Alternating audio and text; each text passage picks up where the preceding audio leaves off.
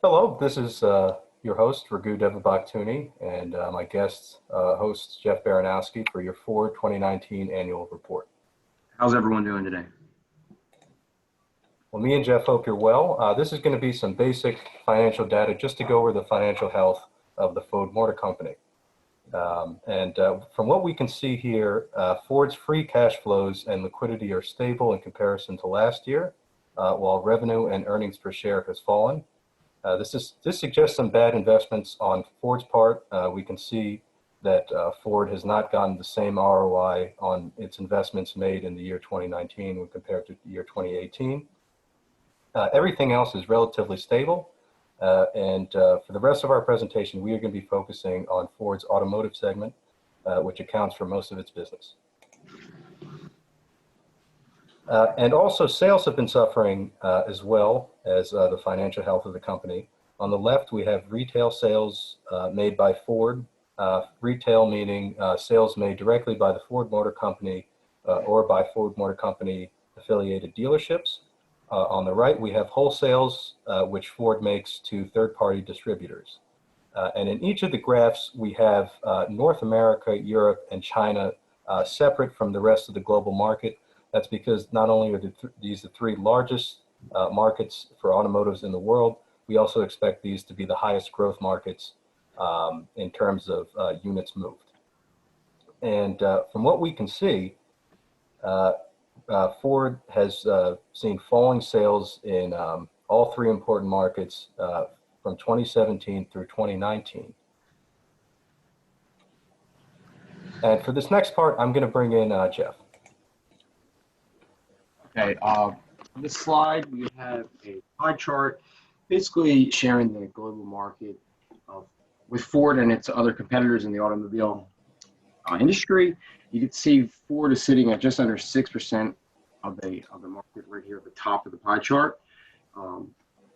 I'd also like to mention Ford is the only automobile company listed that is headquartered in North America on this chart.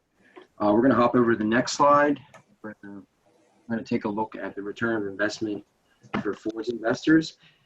As you see, it's fluctuated past several years. May have been a better choice to go with some of the other automobile investments on the market, like S&P 500. You can see that's cruising on up there. The Dow Jones also doing better than Ford. And I'm going to pass it back to Raghu to wrap up the rest of our slides.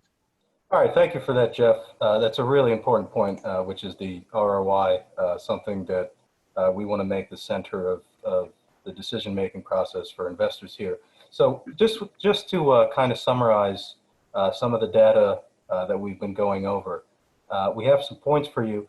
In blue are positive investing points, something that is going to lead to a solid return, and in red are points that are going to be warning signs for investors.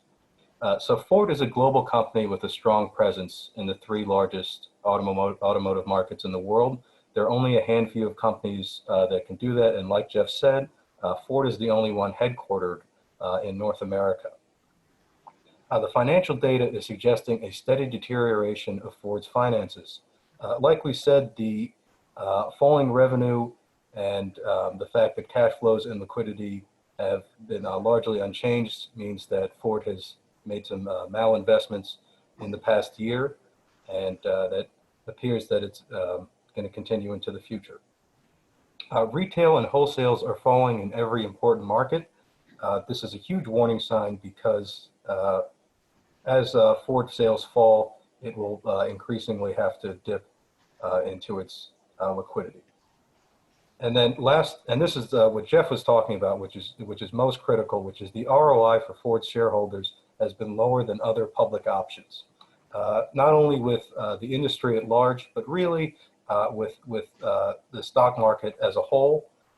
Ford stock is probably not the best place to invest, not only in the automotive market, but really anywhere. And that's Jeff and I's main point, which is to avoid investing in Ford. There are plenty of other options that have performed much more strongly. Most of the automotive producers in the Dow Jones have performed more strongly.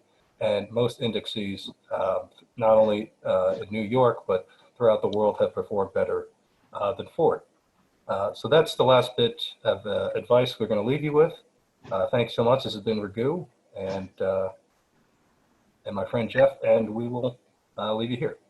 Thanks, everyone. If anyone has any questions, please reach out and we'd be happy to answer those for you. Yep, thank you.